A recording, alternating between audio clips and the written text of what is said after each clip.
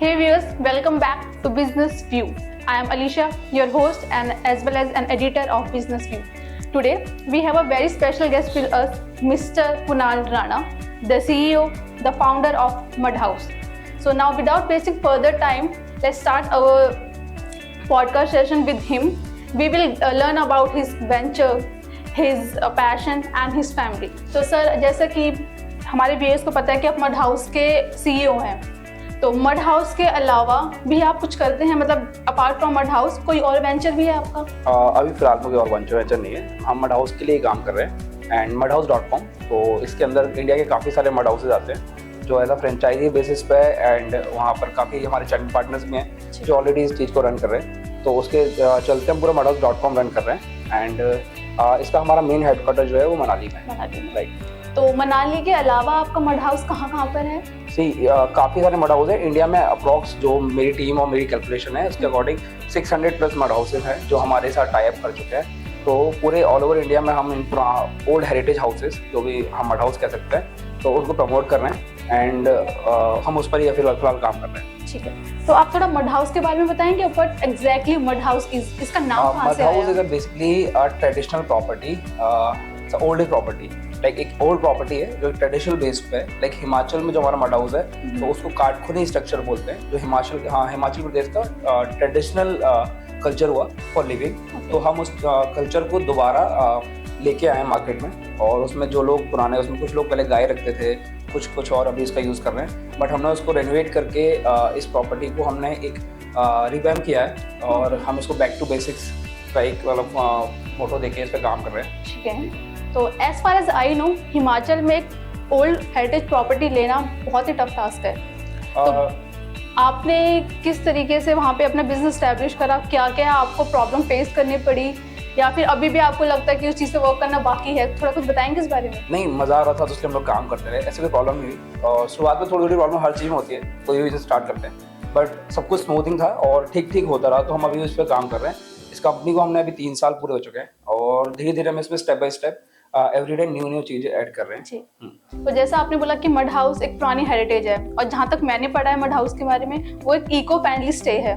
तो थोड़ा बताएंगे कि इको फ्रेंडली स्टे इन किस सेंस में है वो? बेसिकली इसमें कोई कॉन्क्रीट यूज नहीं हुआ है, ठीक है। एंड ये जो प्रॉपर्टीज है नेचर को हार्म नहीं कर रही, ये नेचुरल चीजों से बनी हुई है। लाइक मड हुआ एंड देवदार के ट्रीज हुए एंड डिफरेंट अलग अलग कल्चर के अलग अलग जो भी ट्रेडिशनल वे के जो भी है तो उस पर काम हो, मतलब उस पर हम नहीं बना के प्रमोट कर रहे हैं और हम इसको बना नहीं रहे हैं, हम इसको रेनोवेट कर रहे हैं। ऑलरेडी कोई प्रॉपर्टी है तो ओल्ड प्रॉपर्टी को हम रेनोवेट करके एज अ स्टेज एक एक्सपीरियंस प्रोवाइड करना चाह रहे हैं हमारे कस्टमर्स और हमारे जो भी लोग हैं जो ट्रैवलिंग इंडस्ट्री में आते हैं। तो इससे हमारे देखने का नजरिया है कि धीरे धीरे करते करते हम ट्रेडिशनल वे में लोगों को वापस ले जाएंगे एंड इंडिया के जो हेरिटेज कल्चर है उसको एक बार रिवैम्प करेंगे। तो आपका मेन फोकस जो हमारा पुराना हेरिटेज है उसे वापस से रिबिल्ड करना है या फिर हिमाचल में टूरिज्म बढ़ाना है? नहीं, हमारा मेन कल्चर है इंडिया के जो हेरिटेज कल्चर है उसको हम एक बार रिवैम्प करके वापस लेके आए और जो भी रीजंस थे जिनके लिए लोगों ने वो ओल्ड हाउसेस छोड़े थे तो हमने वहाँ पर उस जो भी आज मॉडर्न एमिनिटीज है वो हमने वहाँ पर यूज करके उन चीज़ों को बेटर करने की कोशिश कर रहे हैं। सॉरी फॉर आस्किंग अगेन, लेकिन मड हाउस का नाम कैसे आया? नाम कुछ और भी हो सकता था, ओल्ड हेरिटेज प्रॉपर्टी आप कर सकते थे या वो जो भी प्रॉपर्टी है वही नाम आप यूज कर सकते थे, मड हाउस ही क्यों? तो बेसिकली मैं आपको बताऊँ तो मुझे ट्रैवलिंग का बहुत शौक है एंड मैं हिमाचल उत्तराखंड काफ़ी जगह घुमा हूँ सोलो ट्रैवलर। तो उस टाइम हम कॉलेज में थे तो हमारा इतना बजट नहीं होता था, तो मैं कई बार ऐसे ओल्ड हाउसेज में या होम स्टेज में रुका हूँ जो जहाँ पर एक फैमिली होस्ट कर होती है, तो वहाँ पर मैं ऐसी जगह रुका हूँ। एंड लास्ट तक मैं लॉकडाउन में मनाली में था, लाइक हिमाचल में था, तो वहाँ पर भी यही हुआ। मैं जहाँ रुका हुआ था वो एक ओल्ड मड हाउस था। तो उस मड हाउस में बेसिकली था क्या कि काफ़ी सस्ता और रीजनेबल प्राइस से मुझे मिला हुआ था। तो वो करते करते मुझे वहाँ पर अच्छा लगा एंड वो मिट्टी का बना होता, तो मड हाउस वहाँ से नाम आया। देन इसको थोड़ा इस पर काम किया तो प्लान आया कि इसको हम ऑल ओवर इंडिया में भी प्रमोट कर सकते हैं। तो हमने फिर एक कंपनी फॉर्म स्टार्ट किया तो उसका नाम है mudhouse.com। तो उसके अंदर हम इंडिया के 600 प्लस मड हाउसेस को प्रमोट कर रहे हैं eco friendly and heritage based मतलब टूरिज्म पर। ठीक है, तो मड हाउस की फिर कोई टैगलाइन भी होगी? मड हाउस की टैगलाइन है back to basics. Back to basics काफ़ी यूनिक नाम है, काफ़ी इंटरेस्टिंग नाम है। तो जैसा आपने बोला कि आपको ट्रैवलिंग का शौक है, तो हिमाचल आपने कवर कर लिया, उत्तराखंड आपने कवर कर लिया, ग्वालियर से तो आप हैं ही, पूरा देखा ही होगा आपने। इसके अलावा आपने और कौन कौन से स्टेट्स कवर करे हैं या जो आपकी अपकमिंग लिस्ट में है? देखिए, घूमने के लिए तो मैं एवरीडे रेडी रहता हूँ, बट जहाँ भी मौका मिलता है वहाँ निकल जाता हूँ। बट अभी काम भी होता है, बहुत सारी चीज़ें लाइनअप में है, तो जब जब मौका मिल रहा है वहाँ ट्राई करने का कर रहे हैं।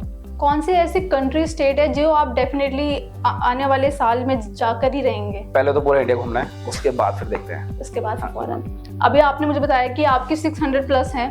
आप नेपाल में खोल चुके हैं मड हाउस या खोलने वाले हैं? जी, वहाँ पर ऑलरेडी जो एस्टेब्लिश्ड है, जो वहाँ पर हम ऑलरेडी इस टाइप की प्रॉपर्टीज रन हो रही थी, हमने उनसे कोलैबोरेशन किया हुआ है। नाउ वो हमारे चैनल पार्टनर्स हैं एंड हम उनको बिजनेस लाके दे रहे हैं एंड और उसी के थ्रू हम भी अर्न कर रहे हैं एंड हम उनको अर्न करने का मौका भी दे रहे हैं। ओके, तो अपार्ट फ्रॉम मड हाउस, आप, जहाँ तक मैंने आपके बारे में रिसर्च करिए पढ़ा है, आप एक कॉमेडियन भी है, स्टैंड अप कॉमेडियन भी हैं। तो आप full time stand up comedian भी हैं, आप टूर्स पर भी जाते हैं। तो आप अपना ये बिजनेस कैसे मैनेज करते हैं, कैसे रन करते हैं?